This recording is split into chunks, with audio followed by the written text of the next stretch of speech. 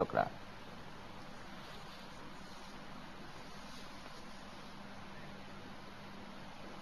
নিজের দেশ ও সংস্কৃতি চর্চা না করলে মুক্তির পথে আগানো সম্ভব নয় বলে মন্তব্য করেছেন ঢাকা বিশ্ববিদ্যালয়ের উপাচার্য মশা আরেফিন সিদ্দিক। শনিবার ঢাকা বিশ্ববিদ্যালয়ের টিএসসি মিলনায়তনে ইমরান চৌধুরীর লেখা 4টি বইয়ের মোড়ক উন্মোচন অনুষ্ঠানে তিনি একথা বলেন।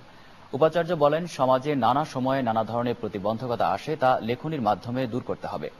এ সময় আলোচকরা বলেন, গুণগত মান বজায় রেখে আরও সৃজনশীল বই সমাজকে উপহার দিতে হবে। বলেন, তরুণ প্রজন্মকে বিজ্ঞান সমৃদ্ধ লেখনির মাধ্যমে বিজ্ঞানের প্রতি আরও আগ্রহ বাড়াতে হবে। এছাড়া আলোচকরা গবেষণামূলক বইয়ের প্রতি তরুণ লেখকদের আরও কাজ করার আহ্বান জানান।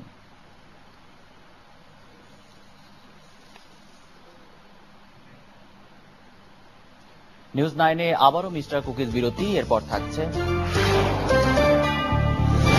স্মরণকালের ভয়াবহ তুষারঝড়ে যুক্তরাষ্ট্রে 18 জনের